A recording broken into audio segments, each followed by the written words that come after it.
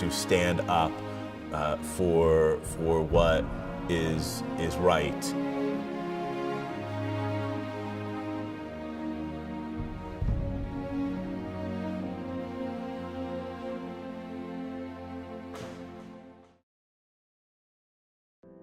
My name is Roger Thompson. I grew up in Decatur, Alabama. I saw a tremendous amount of segregation in my town. I was raised on a farm with 9 other families, and we were the only white family. The rest of the families were black, and we farmed together. Yes, the people in my town were okay with segregation. Black people as a whole were looked down upon and treated as second-class citizens. We had separate drinking fountains for blacks. We had separate restrooms for blacks. Blacks could not sit down in the restaurants where the white people were. They had to take their food outside to eat it. Most of the people in my town thought that was the way it was supposed to be. Segregation hurt my feelings. Until I was 5 years old, I never knew. I thought something was wrong with my family, because I grew up on a farm where everyone I knew was black. And the first time I saw white people like myself was when I went into town. And it was amazing. I felt so relieved that there was more like me. And only then did I begin to learn how much black people were hated in my family because we lived with them. My father was commander of the VFW in Alabama, and his issue in segregation was the fact that he felt that all people should be treated the same way. We integrated the black and white VFWs in the state of Alabama in 1964, a year before the march in Selma. My father had a cross burned in our yard because of our stand against segregation and the people that we respected. I remember the first incident vividly with the KKK when my father had integrated the black and white VFWs in the state of Alabama. And they were very unhappy about that, so they came to our house. We had just moved into Decatur, Alabama from Eva. We lived on 3rd Avenue over by the Goodyear Mill, where Dad had took a full-time job and we weren't farming anymore. And we heard a noise outside the house. It had just gotten dark, and there was a light in the windows at the house. And my older brother walked to the door and said, "Daddy, come here quick." And we all went to the window and looked, and there was a cross in the front yard, and it was on fire. It's about 10 feet tall. And around this cross was 7 guys, in Klan uniforms, standing behind the cross in a semicircle. And my mother said, "Paul, what are we going to do?" And my daddy looked at me and said, "Butch, you and Buddy stay here." My brother's nickname was Buddy, and my nickname was Butch. And he walked outside to these men. He walked up to them. The first guy in line, he walked up to him and said, "Jeff," I don't remember if the names are exactly right. He said, "Jeff, if your dad knew what you were doing, you'd be in real trouble tonight." Of course, these guys were in hoods. You couldn't see their faces, you couldn't see their clothes. And then he walked to the next guy and he called him by name and said something to him. And he walked to the 3rd guy and said, "I'll see you at work tomorrow and you will be in trouble." And he talked to these guys by name. And then he came back to the house and he walked inside and he shut the door. Now this was in 1964. And I remember him, when he came in the door, I said, "Daddy, how did you know who they were?" And he said, "Son, how many pairs of shoes do you own?" I said, "I got 1. He said, "That's exactly right. And most people in this town have 1 pair of shoes because that's all they can afford." And that's how I recognized them, as by their shoes. Also, he knew that 3 of those people were members of the VFW. And so they had a meeting at the VFW in Decatur the following weekend. And my father told these 3 guys that this was not the people they were when they fought in World War II or in Korea. And this is not what was expected of them as American soldiers. And they left the VFW. They could not get past their hatred and their bigotry enough to do so. I was 9 years old, when I saw that happen. It hurt my feelings.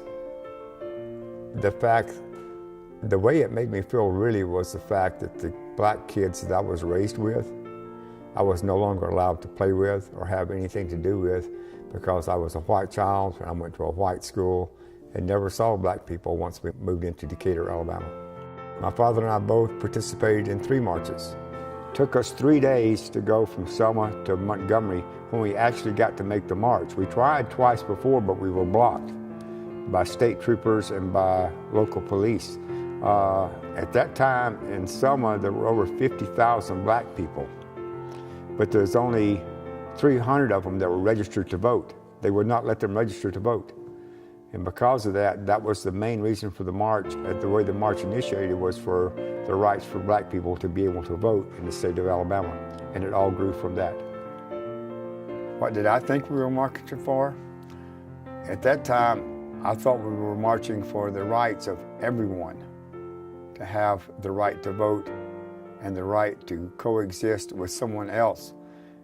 Growing up with all black people, I knew how great they were and how intelligent and how normal, for me as a child.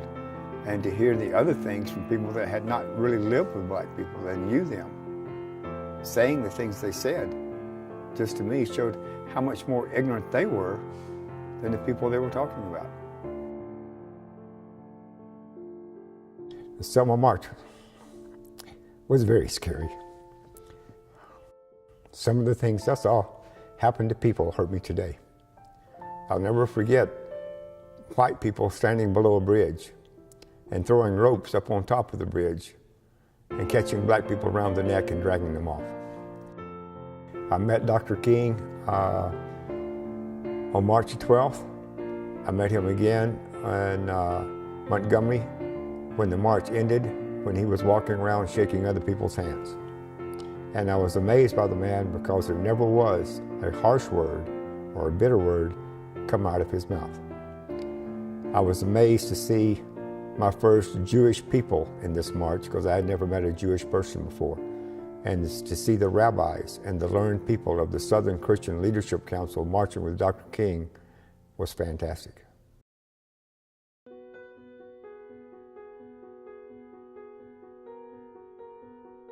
So Jews have played a significant role throughout the civil rights movement in many different ways.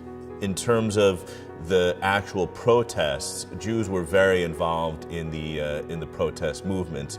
There were Jews who were involved with the Freedom Riders. There were Jews who were involved in going to get African Americans signed up for election. And the person that I want to highlight, his name is Rabbi Abraham Joshua Heschel. And Martin Luther King actually called Rabbi Heschel my rabbi. So they had a very special relationship. Before the march on Selma that actually succeeded, Dr. King called Rabbi Heschel and said, Heschel, you have to come down here, basically, and march with us. And Heschel came down, and Heschel marched with the march. Heschel actually said a beautiful statement, he was asked what the march meant to him, and he said, it felt like my feet were praying. Roger Thompson is a tremendous member of the congregation, who has been a part of this community for decades and has been committed to civil rights and causes of freedom from his youth in rural Alabama. I became Jewish in 1974 because my wife and I got married in 1973. And I was going through conversion classes at that time at the Temple of Israel, or B'nai Shalom, in Huntsville, Alabama. It changed my life in many significant ways. Growing up in Decatur, Alabama, the heart of the Bible Belt, and knowing the philosophy of the city that I was raised in, and then meeting other families from other cities that were Jewish and talking to them. No one in the Jewish faith has ever told me I'm going to hell. But as a Christian, I heard people tell me that many, many times. So it was an eye-opening experience for me. My journey, I'm proud I made it.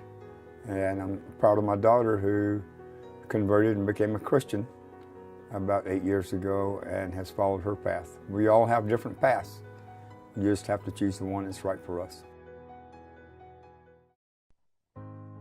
When I see people trying to suppress rights of any kind today in 2017, including voting rights, I see Martin Luther King and the leaders of that movement rolling over in their graves because the things that they fought so hard for, some of it's happened, some of it has not, some of it never will as long as we have the type of government we have in this country today.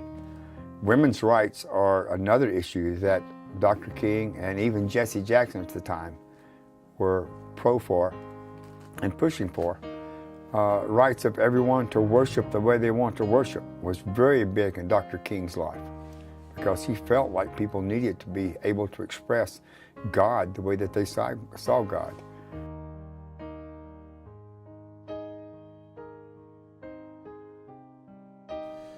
So concerned students need to be vocal. You cannot sit on the sidelines. Elie Wiesel, I don't have the quote exactly, but he says indifference is an evil thing. You can't remain indifferent. You can't say, what difference could I make? You can't say, I'm scared that somebody would not like it if I spoke up. You have to be brave. You have to stand up for what is right in the world. As Elie Wiesel pointed out, the Nazis, they were the radical Nazis, the ideological Nazis. It was just a small percentage of the population, but it was the indifference of so many other people to suffering and hate that allowed allow the Holocaust to occur. So the message is to not remain indifferent, to stand up and be heard, and make sure that if you see evil being done, to speak up against it. I do think discrimination exists today. I also believe that some of the discrimination that happens today happens partially because of not just the white people or the black people, but people in general not willing to meet on common ground and discuss issues. What should students today be willing to do to stand up against hate? My own opinion, 2 wrongs do not make a right. If you are a Christian, and I'm Jewish, Jesus went throughout the Middle East preaching and talking about loving your brother, loving your neighbor. He did not make the statement, unless your neighbor is black, or unless your neighbor is gay, or unless your neighbor is some other color. Jesus preached love. That's all he did. In the Jewish faith, our belief in God is based upon love and how you associate yourself with the people around you.